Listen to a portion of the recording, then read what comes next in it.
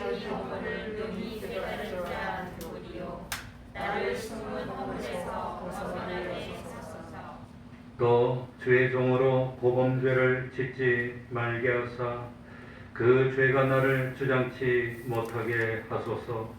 그리하시면 내가 정직하여 큰 죄가에서 벗어나겠나이다.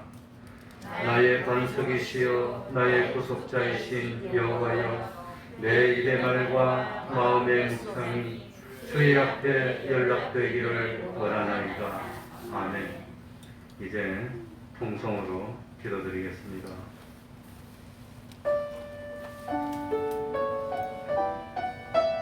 하나님 아버지,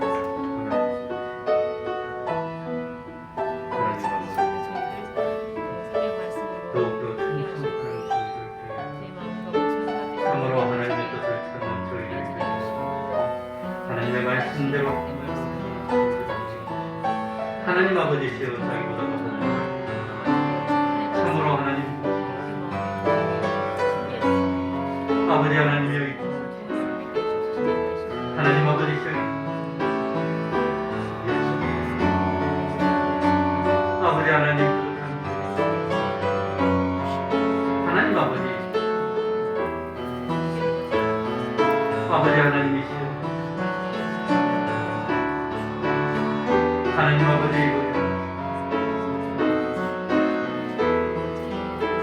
주님이여 주님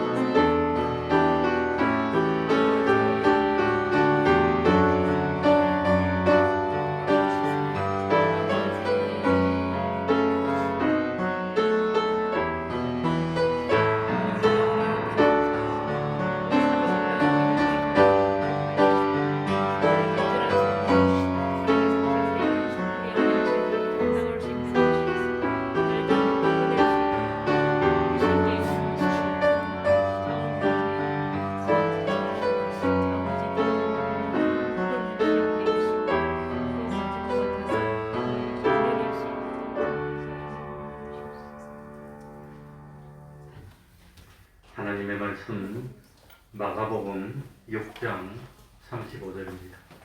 마가복음 6장 35절입니다.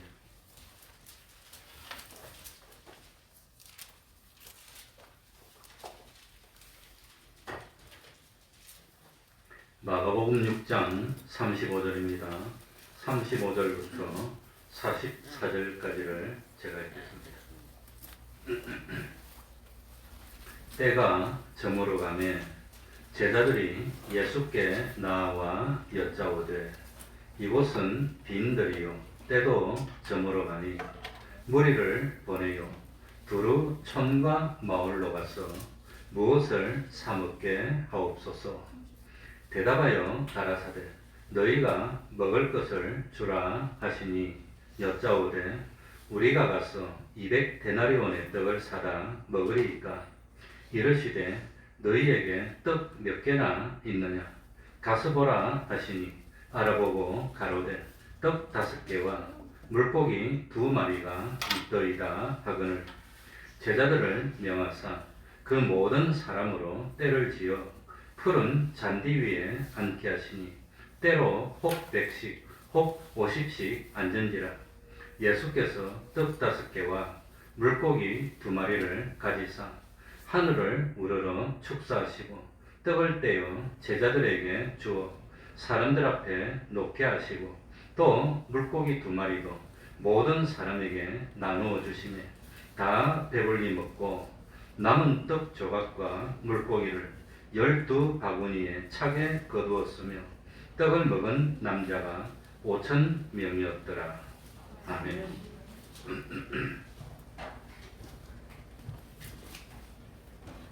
예수님은 수많은 이적을 행하셨습니다. 그 가운데 네 복음서가 빠짐없이 기록하고 있는 이적은 2가지입니다. 하나는 오늘 본문 말씀인 오병이어의 이적이고 다른 하나는 예수님 자신의 부활입니다. 예수님은 떡 5개와 물고기 2마리로 5,000명을 먹이셨습니다. 그것도 성인 남자만 5,000명 먹었으니 전체 다 하면 몇 사람이나 될까요? 제가 계산을 해봤습니다. 물론 뭐 여러 가지 참고서를 봤지만 성인 남자만 5,000명이면 여자도 5,000명이고 그럼 10,000명입니다. 그러면 한 집에 자녀는 몇 명이나 될까요? 예를 들어서 예수님은 육신의 남동생만 4명이 나옵니다. 누이들도 2명이 나옵니다. 그러면 6명이고 예수님까지 하면 7명입니다. 근데 이스라엘 당시 성인하고 미성년자를 구별하는 기준이 20살입니다. 그러니까 이 남자만 5,000명, 5,000명에 들어가지 않지만 10대 중후반도 많이 있을 수가 있습니다.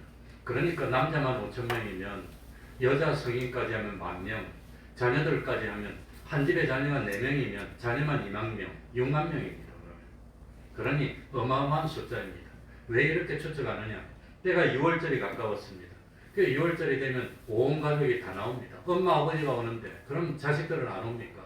예수님도 6월절을 맞이해서 예루살렘으로 올 때 예수님이 어릴 때 같이 따라와가지고 성전에 남아있던 기록이 있습니다.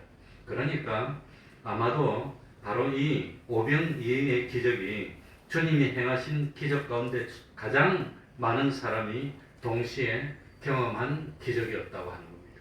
이것이 왜 중요할까요? 눈을 뜨게 해주는 이적은 눈을 뜬 당사자와 그리고 식구들과 눈을 뜰 때 주변에 있었던 몇몇 사람들만 경험합니다. 예수님이 풍랑이는 갈릴리 바다 위를 걸어와서 풍랑을 잔잔케 한 이적은 제자들만 체험했습니다. 갈릴리 가나의 혼인잔치 때 물로 포도주를 만든 이 이적은 물 항아리에 물을 길어 온 몇몇 사람만 체험했습니다. 그리고 죽은 나사로를 살릴 때도 아마도 죽은 사람 당사자와 그 주변에 있는 몇몇 사람만 체험합니다. 그런데 오병이어의 기적은 적어도 한 20,000명 이상이 체험했다고 하면은 사람들이 그 수많은 사람들이 직접 눈으로 보고 직접 귀로 듣고 손으로 만지고 입으로 직접 음식을 먹으면서 체험했다고 하는 겁니다. 2000년 전에 수만 명이면 작은 숫자가 아닙니다. 어마어마한 숫자입니다. 이 이적을 체험하고 흥분해서 이 사람들이 방방곡곡으로 흩어져서 예수님의 이 기적을 전한다면 파급 효과가 어마어마했을 거라고 하는 겁니다. 그래서 오병이어의 체험을 기적한 사람들은 예수님을 붙잡아서 억지로라도 누구로 삼으려고 그럽니까? 왕으로 삼으려고 한 거 보면 그 체험한 것이 엄청난 충격을 줬다고 하는 겁니다. 예수님을 왕으로 삼는 것은 반란을 일으키는 겁니다. 예수님은 어린아이 도시락 하나로 수만 명을 먹이고 12바구니를 남았습니다. 남은 그것으로 또 수만 명을 먹이고 또 남기고 또 수십만 명을 남기고 또 남기고 그렇다면 이제는 세상에서 고생할 필요도 없고 가만히 평안하게 앉아서 배불리 살 수 있는 나라가 될 수 있으니 이런 예수님의 기적을 체험한 이스라엘 사람들이 분봉왕 헤롯을 쫓아내고 분봉왕 빌립도 쫓아내고 빌라도 총독도 쫓아내고 참 이 예수님을 이스라엘 땅 왕으로 세운다면 우리나라는 먹는 거 걱정 안 해도 되고 부강한 나라가 될 거야. 이래 생각을 했을 겁니다. 그런데 실상은 예수님은 이 세상에 속한 나라의 왕이 아니었다고 하는 겁니다. 예수님은 이 세상의 왕이 되기 위해서 오신 분이 아니고 충격적이게도 이 세상 왕에게 잡혀서 십자가에 죽으러 오셨다고 하는 겁니다. 놀라운 일입니다. 예수님이 오병이어의 기적을 행하신 그 다음날 사람들이 또 몰려왔습니다. 우르르 몰려옵니다. 배를 타고 갈릴리 바다를 건너갔는데 불구하고 막 몰려옵니다. 왜 그렇습니까? 사람들은 또다시 예수님이 주시는 떡으로 배부르기를 바랬을 겁니다. 만약에 이번에도 또 예수님이 떡을 줘서 사람을 흥분시켰다면 아마 수십만 명이 몰려오고 난리가 나고 혁명이 일어나고 아마 그랬을 겁니다. 그러나 예수님은 베세다 광야 이후에는 떡을 주지 않았습니다. 예수님은 이 모인 사람들에게 썩을 양식을 바라보지 말고 영생하도록 있는 양식을 사모하라고 말씀하셨습니다. 그러면서 예수님은 사람들에게 영생하도록 있는 양식이 무엇인지 밝혔습니다. 영생하도록 있는 양식이 뭐지요? 뭐가 영생하도록 있는 양식입니까? 뭐가? 하나님을 예수님의 몸, 예수님의 몸. 내 몸을 먹고 내 피를 마신 자는 영생을 얻는다고 그랬습니다. 예수님 자신이 생명의 떡입니다. 그러나 사람들은 주님을 바라지 않았습니다. 너무나도 세상적이고 육신적이고 물질적이었습니다. 예수님이 이제 더 이상 배부르게 먹을 떡을 주지 않으니까 순간적으로 마음이 돌아졌습니다. 예수님에게 멀어졌습니다. 그래서 사람들이 대부분 다 떠나버리고 말았습니다. 이런 걸 보면 세상 사람들은 언제나 어디서나 누구에게라도 이 세상에서 먹고 배부를 수 있는 떡만을 원하고 있다고 하는 것. 그것만 주면 좋아합니다. 영생하도록 있는 양식에 대해서는 관심이 없다고 하는 겁니다. 떡은 먹어도 또다시 시간이 지나면 배가 고픕니다. 또 먹어야 됩니다. 아무리 떡을 맛있게 계속 먹어도 결국은 몸이 늙게 되고 참 병들게 되고 죽음에 이르게 되는데, 그거 말고 참 죽음을 이기고 영생하는 양식을 먹게 되면 영원한 생명을 얻게 되고 영원한 행복을 얻을 수 있는데, 이렇게 좋은 영생하는 양식을 주러 오는 예수님에게 한 번만 먹고 나면 그만인 육신의 배를 채우는 썩을 양식만 구한다면 얼마나 어리석은 일입니까? 우리는 주님에게 썩을 양식을 구해야 됩니까? 영생하도록 있는 그 양식을 구해야 됩니까? 뭘 구해야 됩니까? 기도하면서 영생하도록 있는 양식을 구해보신 적이 있습니까? 그게 문제입니다. 우리는 맨날 기도하면 썩을 떡만 구하고 있는 겁니다. 썩을 떡만. 그러고 있으니 예수님 당시에 그 베세다 광야에 있던 사람하고 다른 게 뭐가 있냐고 하는 겁니다.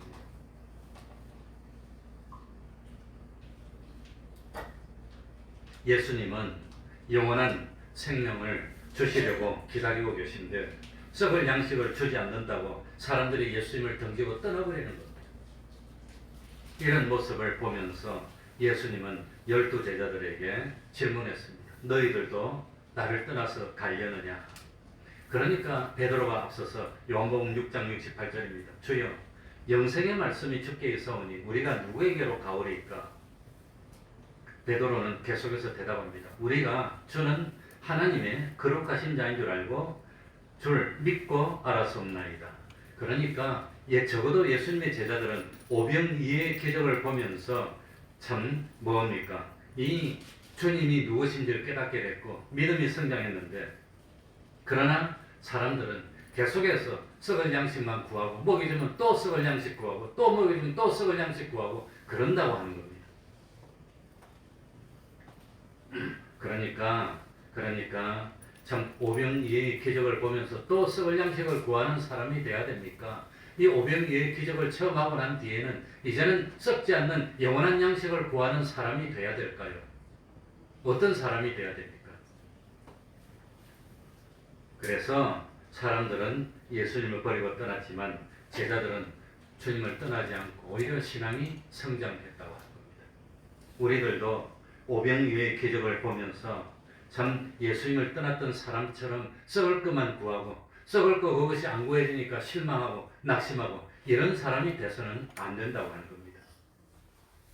그러니까 이런 기적을 한번 체험했다면 이제는 영생하도록 있는 양식을 사모하는 그런 지혜로운 자가 되고 믿음이 장성한 자가 되고, 그러니 참 이 뭡니까? 예수님을 믿고 기도해서 응답받아서 체험이 있다면 이제는 하늘나라의 것을 구할 수 있는 자가 돼야 되는데, 그게 돼야 되는데 그게 안 돼서 문제라고 하는 겁니다. 자, 우리 35절 36절 다 같이 읽겠습니다. 때가 저물어 가매 다 같이 읽겠습니다. 시작. 때가 저물어 가매 제자들이 예수께 나와 여짜오되 이곳은 빈들이요 때도 저물어 가니 무리를 보내어 두루 촌과 마을로 가서 무엇을 사먹게 하옵소서. 때는 유대인의 명절인 6월절이 가까운 시기였습니다. 같은 내용이 있는 요한복음 6장 4절에 보면 나옵니다. 예수님도 해마다 6월절을 당하면 온 가족이 예루살렘을 방문해서 성전에서 제사 드리는 내용이 누가복음 2장 41절 이하에 나옵니다. 아마도 6월절을 맞이해서 예루살렘을 방문하려고 길을 나선 사람들이 주님께로 모여들었을 수도 있습니다. 하였던 베세다 빈들에는 큰 무리가 모입니다. 예수님은 무리를 불쌍히 여기십니다. 긍휼히 베풀었습니다. 그래서 여러 가지로 참 가르쳐 주시고 병자도 고쳐줍니다. 그런 중에 시간이 흘러서 저녁이 되어가고 있습니다. 같은 내용을 담고 있는 마태복음 14장 15절을 보면 저녁이 되네 이렇게 되어 있습니다. 같은 내용을 담고 있는 요한복음 6장에 보면은 오늘 본문에 나오지 않는 내용이 나옵니다. 예수님은 먼저 큰 무리가 모일 때 12제자 중에 누구를 부르지요? 빌립을 부릅니다. 빌립이 아마도 머리가 좋고 계산이 빠르고 그래서 아마 빌립을 불렀는지 모르겠습니다. 예수님은 빌립에게 물어봅니다. 우리가 어디서 떡을 사서 이 사람들을 먹이겠느냐? 예수님은 이 질문을 통해서 빌립의 믿음을 시험해 보는 겁니다. 빌립은 예수님의 의도를 알아차리지 못했습니다. 그래서 각 사람으로 조금씩 받게 할지라도 200데나리온의 떡이 부족하리이다 라고 대답합니다.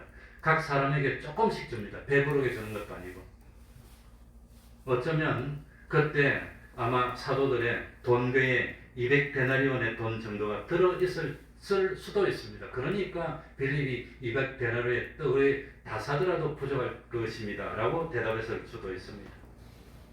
예수님은 이 빌립에게 이 문제를 숙제로 남겨뒀습니다. 그리고 무리들에게 나가서 가르치고 병도 고쳐줬습니다.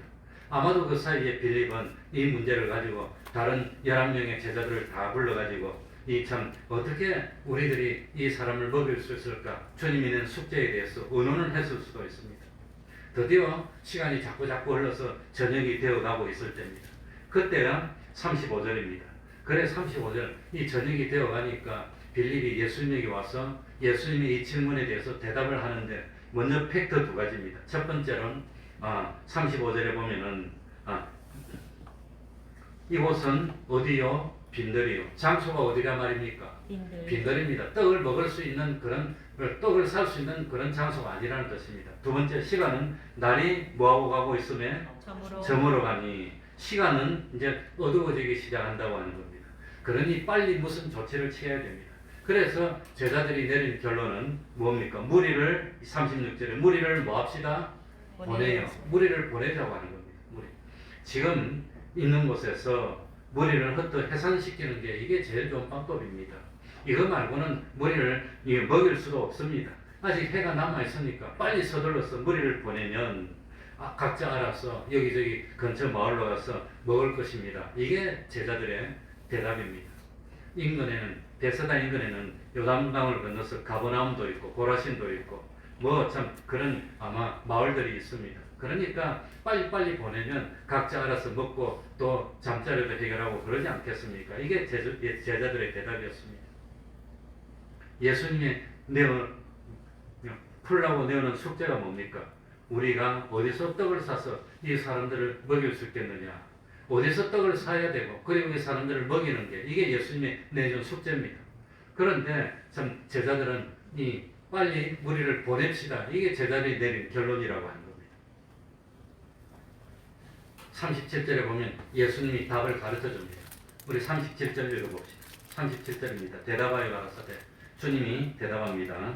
대답하여 시작. 대답하여 가라사대. 너희가 먹을 것을 주라 하시니 여짜오되 우리가 가서 200데나리온의 떡을 사다 먹이리까. 예수님이 정답을 말합니다. 너희가 먹을 것을 주는 것. 너희가 먹을 것을 주는 게 정답인데 결론은 제자들 손으로 먹을 것을 어떻게 했죠? 줬어요. 줬습니다. 그러니 제자들은 무리를 보내가지고 자기들이 스스로 알아서 먹게 하자고 참 답을 했지만 예수님은 너희들이 먹을 거 줘봐라는 겁니다. 너희들이. 그러니까 아마도 너희들이 먹을 걸 줘. 이것이 예수님이 제자들에게 내리는 참 예언이 아니었나. 장차 예수님이 십자가에 매달려 죽으시고 승천하시고 예수님은 제자를 보고 땅끝까지 가서 생명의 양식을 나누는 그 역할을 해라. 너희들이 먹을 걸 줘라 하는 걸 예수님이 말씀하시는 걸 그걸 참 암시해주는 이 참 예언해주는 그런 내용처럼 보입니다. 제 눈에는. 그래 사실 오늘 이 마가복음 6장 35절 이전에 마가복음 6장 7절 이하에 보면 제자들은 둘씩 가서 복음을 전할 때 더러운 귀신을 쫓아내고 병든 자는 고쳐주고 약한 자를 고쳐주는 권능을 받아서 실제로 체험을 했습니다. 이미 제자들은 이 참 갈릴리 가나에서 예수님이 포도주가 떨어졌을 때 물로 포도주를 맞는 걸 체험했습니다. 이 오병이의 사건은 요한복음 6장에 나오니까 6장 이전의 건 벌써 이미 다 체험했다고 하는 겁니다. 그런데 제자들의 제일 큰 문제점은 뭐였지요? 예수님이 문제를 내줬을 때 이 많은 무리들, 남자만 어른만 5,000명, 전체 다 하면 몇만 명이 된 이 사람들을 먹여야 하는데 어떻게 하면 먹일 수 있을까? 하를 이 문제를 해결하는데 이 제자들의 제일 큰 문제점이 뭐였습니까? 예수님의 권능을 의지할 생각을 하지 않았다는 겁니다. 순전히 이 세상의 수단 방법으로만 문제를 해결하려고 생각했다고 하는 겁니다. 이게 제자들의 문제점입니다. 그러니까 주님을 믿고 주님을 맡기면 이거 물도 포도주를 만들 수 있어, 병도 고칠 수 있어, 이런 걸 눈으로 보고 체험했으면서도 어려운 문제가 생기니까 주님에게 의지할 생각 전혀 하지 않았다고 하는 겁니다. 그러니 그런 믿음이 못됐다는 겁니다.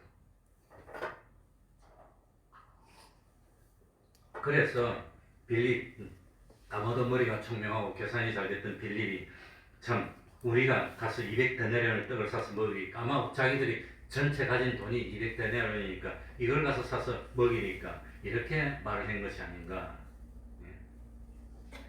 그러니 이 12명의 제자들이 참 남자만 5,000명이 되는 사람에게 먹일 떡을 어떻게 남자만 5,000명이면 한 명당 몇 명씩 들고 와야 됩니까?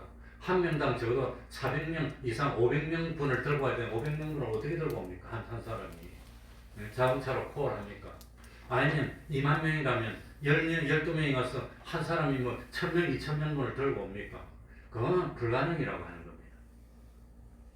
더군다나 200데나리온을 떡을 다 사온다 하더라도 이 사람들 다 먹이지 못할 만큼 아마 수만 명이 있었다고 하는 200데나리온이면 작은 돈이 아닙니다.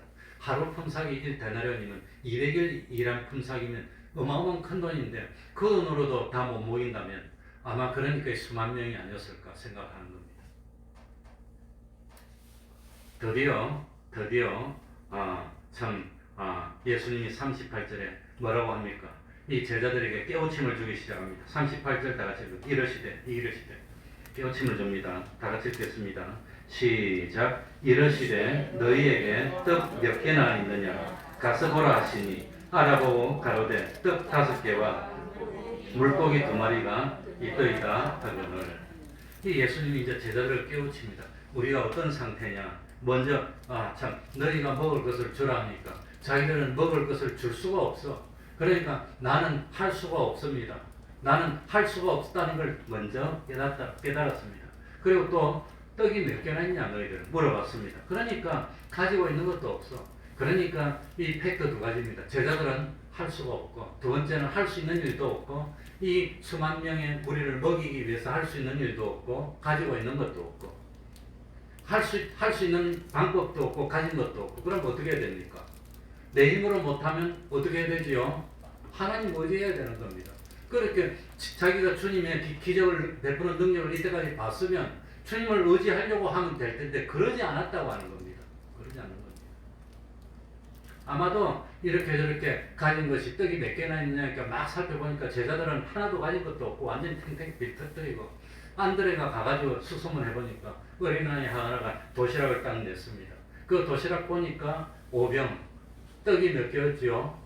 5개. 물고기가 몇 개지요? 2마리. 그러니 아마 떡은 큰 이런 시루떡이 아니라 초코파이처럼 생긴 동그랗고 납작한 그런 떡. 아마도 뭐 한 2번 깨 먹으면 없을 만한 그런 납작한 떡이 한 5개 있고 송사리 같은 생선 2마리가 소금에 절인 게 아마 2마리가 있은 게 아닌가. 그게 왜 그러냐? 떡에다가 이 짭짤한 생선 고기도 있고 좀 짭짤하니까 간이 된 걸 떡에다 넣어서 이렇게 말아가지고 샌드위치처럼 해서 이렇게 먹고 또 고기 좀 떼서 떡에서 이렇게 먹고 그러면 잘 넘어가니까 그 정도 하면은 어린아이가 좀 배부를 그런 양이었다는 겁니다. 어린아이 하나. 그런 도시락 하나밖에 없는데 이것이 수많은 사람에게 무슨 소용이 있겠어요? 이 수많은 사람에게 무슨 소용이 있습니까? 하는 것이 누구 생각입니까? 인간의 생각입니다. 인간의 생각. 이거 가지고 아무도 못해. 그러니 이 인간의 생각이라고 하는 겁니다. 왜 제자들이 그렇게 주님이 기적을 베푸는 걸 보면서 주님의 권능을 참 힘입으려고 생각을 못했을까? 이게 문제점이라고 합니다. 그래, 제자들은 할 수 있는 것도 없고 가진 것도 없고, 할 수 있는 것도 없고 가진 것도 없다면 방법이 한 가지가 있는데 그게 뭐지요? 주님 의지하는 거 말고 방법이 없어. 그러니 진실로 그걸 깨달아야 됩니다. 내가 세상에서 주님 의지하는 거 말고는 방법이 없습니다. 먹고 살 수가 없습니다. 이걸 진실로 깨닫고 온전히 죽자라도 주님께 내담이면 주님이 해결해 줄 텐데 그러지 않는다는 거예요. 그러니까 오병이의 기적에서 제자들이 보여주는 태도는 오늘날 우리가 주님을 의지하지 못하는 태도를 적나라하게 보여주는 겁니다. 주님 의지할 생각을 하지 못하고 어떻게 하면 해결할까? 어떻게 하면 해결할까? 세상적인 방법 가지고 어떻게 하면 될까? 그것만 매일매일 생각하는 거예요. 실제로 우리 삶이 그렇다고 하는 겁니다. 그러니까 참 어려운 문제가 생겼는데 나는 할 수 있는 것도 없고 가진 것도 없고 어떻게 합니까? 이거는 주님이 우리에게 숙제를 내주는 겁니다. 이럴 때는 어떻게 합시다? 주님을 의지합시다. 이럴 때는 어떻게 합니까? 정말 주님을 의지하면은 정말 주님을 믿고 의지하면 될 텐데 그러지 않고 나는 못해 하고 그냥 뻗어버리는 겁니다. 이게 참 우리 신앙생활의 전형이라고 하는 겁니다. 드디어 예수님이 해결책을 내기 시작합니다. 자, 39절 40절입니다. 39절 40절 여기에서 최고 중요한 게 뭘까요? 39절 40절 다 같이 읽어봅시다. 이러시되 다 같이 읽습니다. 시작. 이러시되 제자들이네. 네, 제자들이 다시 제자들을 명하사 시작. 제자들을 명하사 그 모든 사람으로 때를 지어 푸른 잔디 위에 앉게 하시니 때로 혹 50시간 전지라 됐습니다. 그러니까 39절 40절에서 참 알 수 있는 것은 이건 6월절이 가까웠으니까 때가 봄이라는 겁니다. 우리로 하면 4월달이 한참 진행되고 있으니까 그러니까 늦은 비가 내리고 난 뒤에 겨울이 끝나고 비가 오니까 뭐가 나지요? 잔디가 팍 났어. 그래서 난 이거 보고 참 얼마나 아름답나. 잔디가 팍 났는데 50명씩 100명씩 규칙적으로 쫙 앉아있으면 얼마나 아름답습니까? 그러니 때를 지어서 50씩 100씩 앉아있게 됐고 이 무리가 그냥 혼란한 상태로 있다가 질서정연한 상태로 타 있으니 얼마나 보기 좋습니까? 그나라 비가 오는데 잔디가 올랐으니까 지금 뭐하고 있지요? 피크닉 하고 있는 거예요. 피크닉. 예수님이 이제 맛있는 거 마음껏 주면 피크닉입니다. 그래가지고 이 예수님이 50명씩 100명씩 앉으라 그러니까 잔디가 났는데 50명씩 앉아가지고 이제 예수님이 주면 먹으면 돼. 이거 얼마나 좋은. 참 우리도 빨리 코로나가 끝나서 우리 교인 저 하삼으로 놀러 한번 가서 피크닉하고 찬송도 한번 하고 그랬으면 좋겠다. 그 전에 우리 최종관 집사님이 참 아무튼 주동해가지고 몇 번 남자들하고 이게 야외로 가기도 하고 우리도 포천도 한번 가고 했는데 한번 그냥 몸이 근질근질해서 못 살겠어. 한번 가고 싶어. 이거 보니까 여기서 제일 중요한 건 뭐지요? 뭘 할 수 있냐? 예수님이 제자들에게 39절에 뭐 했지요? 명하사. 제자들은 예수님의 명령에 시키는 대로 뭐 했지요? 순종했다는 겁니다. 앉혀서 뭐합니까? 먹을 것도 없는데 이거 하나인데 앉혀서 뭐합니까? 이러지 않고 예수님이 시키면 무슨 말씀을 하셔도 순종했다는 겁니다. 순종하면 기적을 보는 겁니다. 순종하면 이 나사로가 죽어서 냄새가 나는데도 주님이 무덤을 막고 있는 돌을 옮기라니까 옮기니까 기적이 순종하면 기적이 나는 겁니다. 이 제자들 누구도 여기에 토를 달지 않았습니다. 앉혀서 뭐합니까? 지금 빨리 보내는 게 낫지 앉아서 뭐합니까? 그러지 않았다고 하는 겁니다. 주님이 명하니까 예수님 제자들을 명하사 하니까 제자들은 순종했다. 아름다운 믿음들입니다. 그러니까 순종하니까 기적이 나타나. 베드로도 참 주여 밤이 맞도록 그물을 던졌지만 아무것도 못 잡았지만 그래도 순종하니까 기적이 나타나는 겁니다. 그러면 믿음이 자라는 겁니다. 그래서 누구에게 예수님이 자신을 나타내느냐? 요한복음 14장 21절에 보면 예수님은 순종하는 자에게 자신을 나타낸다고 딱 나옵니다. 그러니까 참 나를 사랑하는 자는 계명을 지키고 그 계명을 지켜서 순종하는 자에게 내를 나타낸다고 딱 나옵니다. 근데 순종을 안 하는데 말로 나타냅니까? 순종해야 나타내지. 근데 사람들은 자기가 생각해보고는 자기 논리로 판단하고는 안 해버려. 그러니까 기적이 안 나타나는 겁니다. 드디어 예수님이 해결을 하기 시작합니다. 41절입니다. 41절. 예수께서 다 같이 읽겠습니다. 예수께서 시작. 예수께서 떡 5개와 물고기 2마리를 가지사 하늘을 우러러 축사하시고 떡을 떼어 제자들에게 주어 사람들 앞에 놓게 하시고 또 물고기 2마리도 모든 사람에게 나누어 주시매.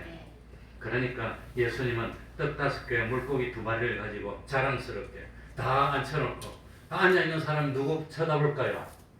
예수님 보지. 예수님이 다 보는데 축사를 했다고 하는 거예요. 하나님 앞에 축사를.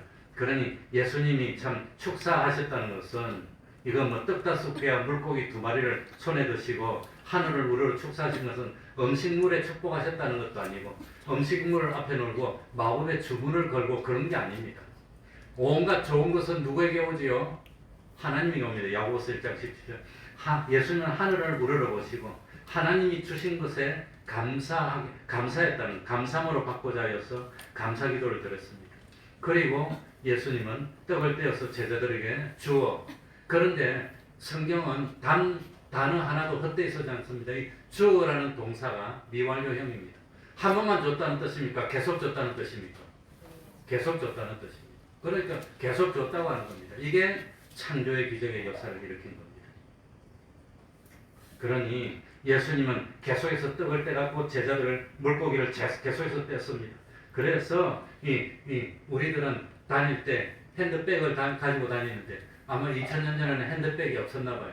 그 2000년 전에는 사람들이 멀리 다닐 때 바구니를 가지고 다녔답니다. 이게 뭐 갈대라든지 대로 엮은 바구니. 그래서 그 바구니를 많이 가지고 다니니까 바구니를 들고 있으면 예수님이 떼서 주면 수국, 또 떼서 주면 수국, 또 떼서 주면 또 수국. 창조의 기적이 나타난 겁니다. 그래서 참 그 결과가 3가지로 나옵니다. 결과가 3가지로. 그러니 참 결과가 3가지로 나오는데 42절에 보면은 여기 뭐라고 되어 있죠? 다 어떻게 먹고? 배불리 먹고. 첫 번째입니다. 다 배불리 먹고. 두 번째는 남은 떡 조각과 물고기를 몇 바구니에 차게 거두었으며 12바구니에 차게 거두. 세 번째, 떡을 먹은 남자가 몇 명이었더라? 5,000명이었더라. 그러니까 이 결말은 다 아쉽게 먹었습니까? 배불리 먹었습니까? 배불리 먹었다는 겁니다. 그러니까 예수님이 기적을 베풀어 주실 때는 아쉽게 이거 좀 아쉽게 주지 않습니다. 아예 그냥 막 풍성하게 나눠주는 겁니다. 그러니까 요한복음 6장 11절에는 배불리라는 말을 뭐라고 표현하냐면 원하는 대로, 사람들이 원하는 대로 나눠줬다고 합니다. 원하는 대로 다 나눠주는 겁니다. 그런데 여기서 중요한 것은 창조주이신 예수님이 직접 만든 떡과 물고기를 먹어본 복 있는 사람들입니다. 완벽한 제품입니다. 몸에 안 좋은 요소가 하나도 없었을 거예요. 예수님이 직접 창조해서 만들어준 것이 얼마나 맛있었을까? 얼마나 소금기도 간이 잘 맞았을까? 얼마나 소화도 잘 됐을까? 그거 먹고 몸이 얼마나 건강해졌을까? 여기 이 세상에 있는 사람 중에 예수님이 직접 만들어준 거 먹어본 사람 있습니까? 그러니 이 사람들이 예수님이 만들어준 거 먹어보고 하니 휘가가 넘어왔을 거예요. 그렇게 맛도 있고 소화도 잘 되고 몸에도 좋고. 그러니까 참 아마 예수님이 만들어주신 이 음식 먹고 소화불량되고 배탈난 사람 한 사람도 없이 다 튼튼하고 건강해졌을 겁니다. 두 번째로는 남은 음식은 12바구니에 다시 다 거뒀습니다. 마음껏 먹고 남았으니까 이제 필요 없어 하고 함부로 취하면 안 된다고 하는 겁니다. 주님의 은혜는 소중히 여길 줄 알아야 되는 겁니다. 소중히. 그래서 풍성하게 넘치니까 함부로 다루거나 버리거나 하지 않되고 예수님이 손수 만들어 주신 것은 귀중하기 때문에 다 모았습니다. 그리고 세 번째, 떡을 먹은 사람이 남자만 5,000명입니다. 마태복음 14장 21절에 보면 그곳에는 여자와 어린이도 있었다고 나오고 있습니다. 구체적으로. 그러니까 남자만 어른이 5,000명이면 여자도 5,000명, 자녀까지 하면은 몇만 명이 됐을까? 뭐 성경에 안 적어놨으니까 모르지만 아마 온 가족이 왔으면 수만 명이었지 않았을까 그런 생각이지만 그건 추측일 뿐이지만 그럴듯한 추측이지만 확실히는 모르겠습니다. 그런데 참 주님은 이 자리에 있는 사람들 중에서 너는 평상시에 태도도 안 좋았으니까 너는 먹지 마 그러지 않았다는 겁니다. 주님은 차별하지 않았습니다. 그 자리에 있는 사람 다 나눠줘서 골고루 다 나눠줘서 모든 사람이 만족할 만큼 먹을 수 있도록 해줬습니다. 이걸 우리는 무슨 은총이라 하지요? 일반 은총이라. 하나님은 해를 선인과 악인에게 똑같이 비추어 주십니다. 하나님은 비를 내리실 때도 의로운 자와 불의한 자에게 똑같이 비를 내려주신다고 하는 겁니다. 그래서 우리 주님은 그곳에 있는 사람들을 차별하지 않고 구별하지 않고 모두 다에게 배불리 먹여주시면서 어려운 문제를 해결했다고 하는 겁니다. 그런데 중요한 것은 이런 기적을 체험하고도 대부분의 사람들은 계속해서 주님으로부터 가르침을 받았지만 썩어 없어질 떡만 구하다가 그 떡을 주지 않으니까 다 떠나갔다고 하는 겁니다. 세상 사람들은 그런 겁니다. 그래서 세상 사람들은 성경에 뭐라고 표현했냐면은 참새라고 표현해서 참새는 먹을 거 있으면 요리 갔다가 저리 갔다가 요리 갔다가 저리 갔다가 그런 참새 같은 사람은 그렇게 세상에서 성경에서 별로 좋게 표현 안 합니다. 우리는 참 참새들에게 둥지를 틀 수 있는 나무의 역할을 해주는 것이 우리 성도들이 되어야 됩니다. 그래서 복의 근원입니다. 그래 이때까지 말씀드린 이것이 오늘 본문의 내용입니다. 한 가지만 짚고 넘어간다면 만약에 우리에게 참 풀 수 없는 내 힘으로 내 능력으로 풀 수 없는 어려운 문제가 생겼다면 그것은 예수님이 나에게 풀어보라고 주신 뭐란 말이지요? 숙제라고 하는 겁니다. 그러니 예수님이 나에게 숙제를 주신 이유는 뭐지요? 뭐죠? 나의 무엇을 시험하는 거지요? 나의 무엇을? 나의 믿음을 시험하는 겁니다. 너는 그만한 믿음이 있는데 우리가 풀지 못할 시험을 주지 않습니다. 주님은. 그러니까 참 나의 믿음을 키워주려고 나를 연단하는 시험인 줄 압니다. 이 시험에서 꾀를 쓴다고 해서 벗어날 수가 없습니다. 숙제가 풀리지 않습니다. 이 시험에서 두 가지를 깨달아야 됩니다. 나는 할 수 있는 것이 없어. 나는 가진 것도 없어. 그러니까 내가 할 수 있는 일은 뭐밖에 없습니다. 주님 의지하는 것밖에 없습니다. 이것이 정답입니다. 자기를 부인하고 주님을 바라보고 주님을 의지합니다. 그렇다면 이렇게 하면은 내가 가진 것, 이 다윗은 할 줄 아는 게 돌멩이 던지는 것밖에 없었어요.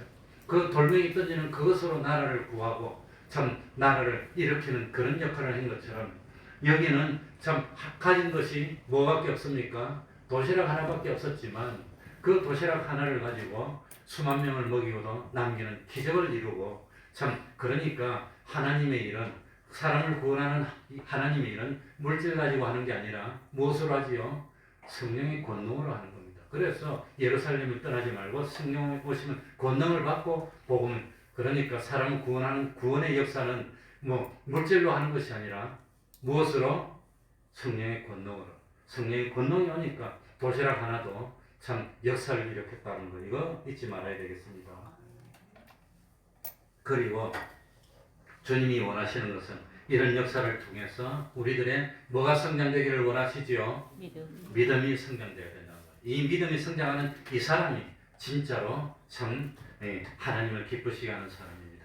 이 맛있는 떡은 맛봤지만 다 떠나간 사람들은 그거는 영생을 얻지 못했으니까 성공이라고 할 수 없는 겁니다. 말씀을 생각하면서 다 같이 기도하겠습니다.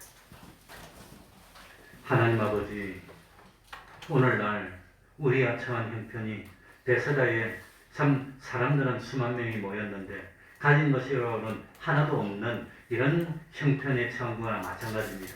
때는 저물어 가고 캄캄한 저녁이 되는데 가진 것은 없고 이 사람들을 먹이지 않으면 하루 종일 참 기진해서 어렵게 될 수도 있는데 어떻게 합니까? 하나님 아버지, 참 코로나는 횡행하고 있고 얼마 더 있어야 정점이 될지 알 수가 없지만 여러 가지로 힘듭니다. 우리 주변에서도 한 사람씩 두 사람씩 코로나에 걸려서 쓰러지고 있습니다. 하나님 아버지, 긍휼 베풀어 주옵소서. 분명한 사실은 어떤 일이 있더라도 주님이 명하시면 그 명령에 순종만 하고 어떤 상황에서라도 의를 행하는 의인만 된다면 하나님이 기뻐하시고 하나님이 축복하셔서 오히려 그전보다도 더 든든하게 되고 그전보다도 더 더 형편이 좋아지게 되고 하나님이 축복하시니 모든 것이 전화위복이 되게 될 줄 압니다. 하나님 부족한 저희들 어떤 일이 있더라도 주님 의지하고 주님만 바라보고 영생의 떡을 먹어서 영생하는 생명을 얻는 저희들이 다 될 수 있도록 하여 주옵소서. 참으로 하나님의 뜻을 찾아 행하고 하나님의 말씀대로만 행하며 참 자기보다도 하나님을 앞세우는 하나님 중심의 삶을 사는 의인된 저희들이 많이 나와서 하나님 이 땅을 보고 축복하셔서 이 대한민국 땅이 약속의 땅이요 축복의 땅이요 감히 넘보지 못하고 우리 대한민국 땅을 넘보려고 하는 사람을 하나님이 저주하시고 이 땅을 축복하고 협조하는 사람을 하나님이 참 축복하시는 그런 아브라함의 자손들이 사는 복된 땅이 될 수 있도록 은혜 베풀어 주시옵소서. 예수님 이름으로 기도하옵나이다. 아멘. 찬송 올리겠습니다. 485장입니다. 485장입니다.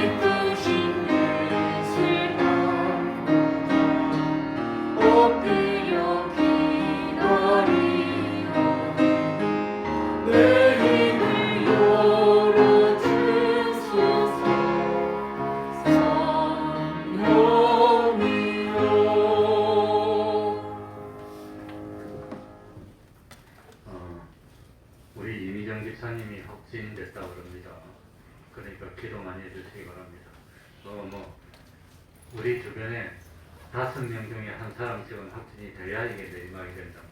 한 전 백성의 20% 정도는 이게 이제 걸려야 나머지 또 백신 받고 해야 이게 이제 점점 내리막으로 간다. 보통 다른 나라에서도 그런 과정을 겪었다고 그러니까 아마 우리 중에도 이 5명 중에 1명씩은 감염되는 이런 이제 상태가 오더라도 그래도 우리는 감염 안 되는 4명에 속해야 되고 그래야지 뭐 예배도 계속 드리고 그래야 되니까 아무튼 조심하고 우리 이미정 집사님을 위해서 기도해 주시기 바랍니다.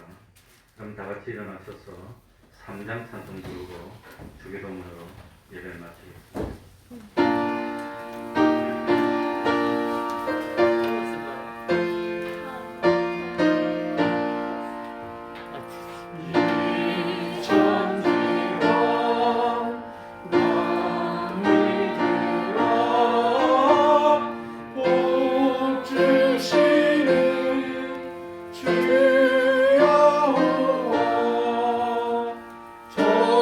전능성부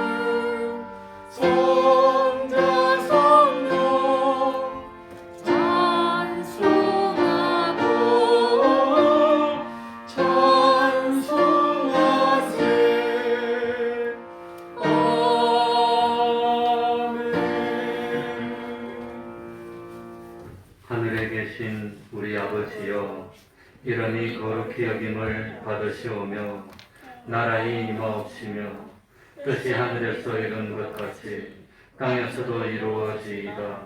오늘날 우리에게 일용할 양식을 주옵시고 우리가 우리에게 죄 지은 자를 사하여 준 것 같이 우리 죄를 사하여 주옵시고 우리를 시험에 들게 하지 마옵시고 다만 악에서 구하옵소서. 대개 나라와 권세와 영광이 아버지께 영원히 있사옵나이다. 아멘.